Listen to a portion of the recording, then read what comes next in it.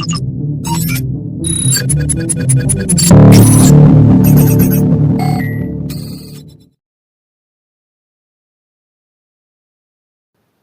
वालेकुम दोस्तों, welcome to Code Bench YouTube channel. आज का हमारा टॉपिक पाइथन में ब्रेक एंड कंटिन्यू स्टेटमेंट से रिलेटेड है।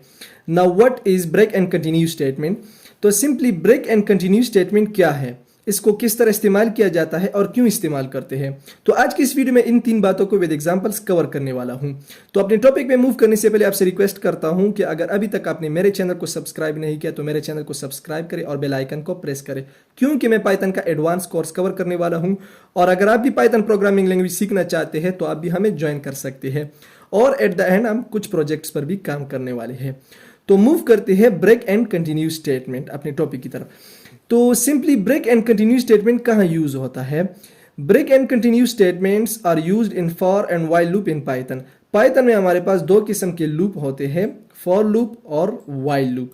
ब्रेक एंड कंटिन्यू स्टेटमेंट को हम फॉर लूप में भी यूज कर सकते हैं और व्हाइल लूप में भी यूज कर सकते हैं। तो यहां पर हम फॉर लूप के थ्रू ब्रेक स्टेटमेंट को समझेंगे। तो सबसे पहले ब्रेक स्टेटमेंट क्या है? ब्रेक स्टेटमेंट, टू ब्रेक और stop the loop completely. Simply break statement क्या करता है? ब्रेक करता है या स्टॉप कर देता है लूप को कंप्लीटली। अब कंप्लीटली का क्या मतलब है या लूप को स्टॉप करने का क्या मतलब है, अब इसको यहाँ पर विद एग्जांपल हम समझेंगे। यहाँ पर मैं फॉर लूप को यूज करने वाला हूँ फॉर आई इन रेंज, और रेंज में सेट करने वाला हूँ 0 to 9।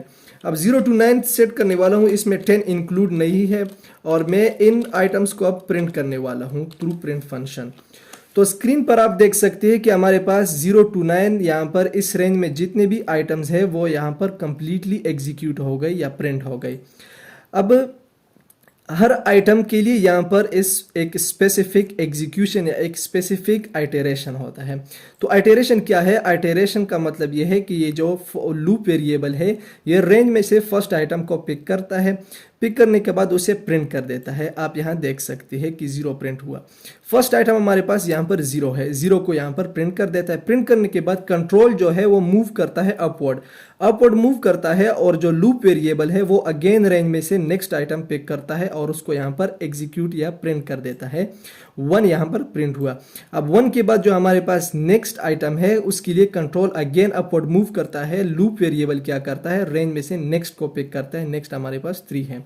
तो इसी तरह एक फुल आइटरेशन जो है, एक कंप्लीट आइटरेशन हमारे पास क्या है? एक आइटम को पिक करना, उसे प्रिंट कर देना, और प्रिंट करने के बाद कंट्रोल अगेन जब अपवर्ड मूव होता है या शिफ्ट होता है तो ये हमारे पास एक कंप्लीट आइटरेशन है। तो यहाँ पर हर आइटम के लिए इस रेंज में एक कंप्लीट या एक स्पेसिफिक आइटरेशन होती है। ब्रेक स्टेटमेंट क्या है? ब्रेक स्टेटमेंट के थ्रू हम किसी भी आइटरेशन पर इसको यूज कर सकते हैं, और हमारे पास जो फर्दर आइटरेशन है उसको हम क्या करते हैं? ब्रेक कर देते हैं, उसको हम स्टॉप कर देते हैं। फॉर एग्जांपल यहाँ पर जब हमारे पास ये 4 के लिए आइटरेशन यहाँ पर एग्जीक्यूट हो रहा हो तो हम क्या करते हैं? यहाँ पर 4 आइटरेशन पर हम क्या करते हैं? ब्रेक स्टेटमेंट को मेंशन कर देते हैं 5, 6, 7, 8, 9, और इसकी जो एग्जीक्यूशन है या इसकी आइटरेशन है उसको हम ब्रेक कर देते हैं। अब या इसको यहाँ पर एग्जांपल के थ्रू समझने वाले हैं। If i is equal to 4, अब यहाँ पर मैं ब्रेक स्टेटमेंट यूज करने वाला हूँ। अब इसका क्या मतलब है? यहाँ पर हमारे लिए 0 to 4 जितने भी यहाँ पर इस रेंज में आइटम्स है वो कंप्लीटली यहाँ पर प्रिंट हो जाएंगे। लेकिन जब हमारे पास i के लिए i इज इक्वल टू 4 हो जाएगा, जब ये हमारे पास ये जो लूप वेरिएबल है यहाँ से 4 पिक करता है, 4 को यहाँ पर प्रिंट कर देता है। इसके बाद यहाँ पर चेक किया जाता है कि i की वैल्यू 4 है। अगर 4 है तो इसके बाद ब्रेक हो जाता है। अब ब्रेक का मतलब यह है कि 4 के बाद जितने भी आइटम्स है, जितनी भी एग्जीक्यूशन है या आइटरेशन है उसको ब्रेक कर दे, लूप को और एग्जीक्यूट ना करना। अब स्क्रीन पर आप देख सकते हैं कि हमारे पास 0 to 4 जितने भी आइटम्स है वो कंप्लीटली एग्जीक्यूट हुए। कंप्लीटली हमारे पास 0, 1, 2, 3, 4 यहाँ पर हमारे पास 4 हमारे पास जो है यहाँ पर आइटरेशन कंप्लीट हो गई। लेकिन 5, 6, 7, 8, 9 यहाँ तक ये जो एग्जीक्यूशन है 5 से लेके 9 तक ये हमारे पास ब्रेक हो गई, ये एग्जीक्यूट नहीं हुई, क्योंकि यहाँ पर हमने ब्रेक स्टेटमेंट को यूज किया। अब सिंपली हम क्या करते हैं? हम कहते हैं कि जब हमारे पास i की वैल्यू 7 हो जाए उसके बाद ब्रेक कर दे लूप को। तो आप यहाँ देख सकते हैं कि हमारे पास लूप यहाँ पर ब्रेक हो गया। 0 to 7 जितने भी आइटम्स है वो हमारे पास यहाँ पर एग्जीक्यूट हुई, लेकिन 8 और 9 यहाँ पर एग्जीक्यूट नहीं हुई। 8 और 9 का जो हमारे पास आइटरेशन है वो यहाँ पर एग्जीक्यूट नहीं हुए। उसकी वजह यह है कि हमने यहाँ पर ब्रेक स्टेटमेंट को यूज़ किया। ब्रेक स्टेटमेंट लूप को ब्रेक कर देता है। लूप को ब्रेक करने का मतलब यह है कि लूप कंप्लीटली ब्रेक हो जाता है और उसका कंट्रोल जो है वो एग्जिट हो जाता है। तो ब्रेक स्टेटमेंट के थ्रू हम क्या करते हैं, ब्रेक स्टेटमेंट के थ्रू हम लूप को एग्जीक्यूट कर देते हैं या लूप को स्टॉप कर देते हैं। अब यहाँ पर आपने एल्स पोर्शन को भी मैं यहाँ पर मेंशन कर देता हूँ। एल्स पोर्शन को, ये भी एक इंपॉर्टेंट कंसेप्ट है। एल्स पोर्शन क्या करता है, एल्स पोर्शन तब एग्जीक्यूट होता है जब हमारे पास ये जो कंप्लीट ये 4 बॉडी है ये कंप्लीट एग्जीक्यूट हो जाए। फॉर एग्जांपल आप यहाँ देख सकते हैं हमारे पास 0 to 9 यहाँ पर इस रेंज में आइटम्स है, ये कंप्लीट एग्जीक्यूट हुई। ये जब कंप्लीट एग्जीक्यूट हो जाती है, लूप कंप्लीटली एग्जीक्यूट हो जाता है, तभी हमारे पास एल्स पोर्शन एग्जीक्यूट होता है। तो आप यहाँ देख सकते हैं कि सारे आइटम्स एग्जीक्यूट होने के बाद else portion at the end हमारे पास प्रिंट हो गया। लेकिन जब हम एल्स ब्रेक स्टेटमेंट को यूज करते हैं, ब्रेक स्टेटमेंट को यूज करने के बाद हमारे पास जो है फिर एल्स पोर्शन जो है वो यहाँ पर एग्जीक्यूट नहीं होता, क्योंकि हमारे पास जो है एल्स पोर्शन के लिए कंडीशन है कि एल्स पोर्शन तभी एग्जीक्यूट होगा अगर हमारे पास लूप कंप्लीटली एग्जीक्यूट हो जाए। अब यहाँ पर आप देख सकते हैं कि हमारे पास ये एल्स पोर्शन जो है वो एग्जीक्यूट नहीं हुआ, क्योंकि हमारे पास यहाँ पर लूप कंप्लीटली एग्जीक्यूट नहीं हुआ। लूप अगर कंप्लीटली एग्जीक्यूट हो जाता है, 4 बॉडी अगर कंप्लीटली एग्जीक्यूट हो जाती है, तभी हमारे पास एल्स पोर्शन एग्जीक्यूट होगा। तो सिंपली यहाँ पर हमने जो लूप को है वो दरमियान में ही हमने ब्रेक कर दिया, तो ब्रेक करने की वजह से ये एल्स पोर्शन एग्जीक्यूट नहीं हुआ। तो ये था ब्रेक स्टेटमेंट फॉर लूप में कि किस तरह ब्रेक स्टेटमेंट क्या है, क्यों।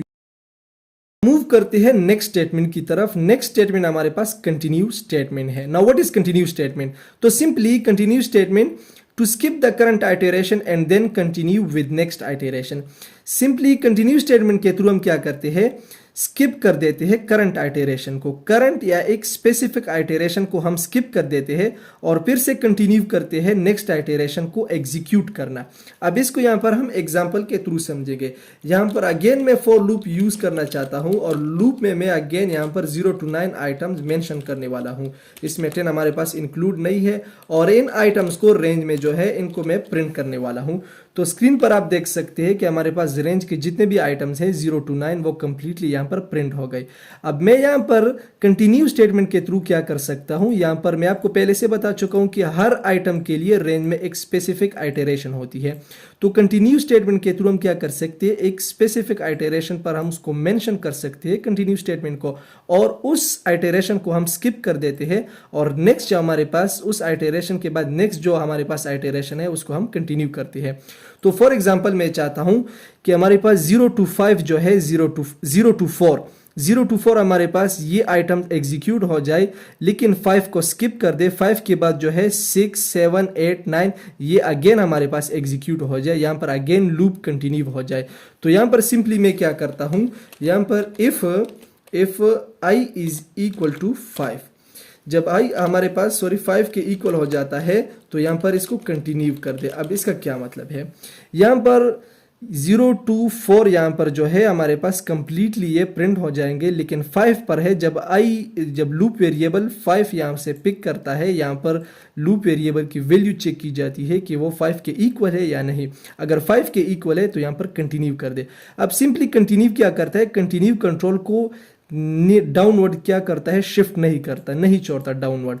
तो कंटिन्यू यहाँ पर इसको जो है ना इस आइटरेशन को स्किप कर देता है प्रिंट करना। यहाँ पर हर आइटरेशन यहाँ पर जब लूप वेरिएबल रेंज में से वैल्यू पिक करता है तो उसको यहाँ पर प्रिंट कर देता है।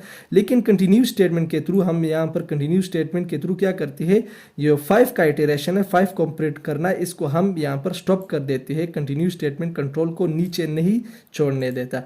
तो अब यहाँ पर आप देख सकते हैं कि हमारे पास 0, 1, 2, 3, 5 हमारे पास यहाँ पर इंक्लूड नहीं है, क्योंकि 5 को हमने यहाँ पर कंटिन्यू कर दिया। 5 की जो हमारे पास कंप्लीट आइटरेशन है उसको हमने स्किप कर दिया, 5 के आइटरेशन को हमने स्किप कर दिया और नेक्स्ट 5 के बाद जो आइटम्स है या नेक्स्ट आइटरेशन है वो फिर से कंटिन्यू हो गई। आप यहाँ देख सकते हैं कि हमारे पास 0 to 4 यहाँ पर जो आइटरेशन है वो यहाँ पर एग्जीक्यूट हो गई।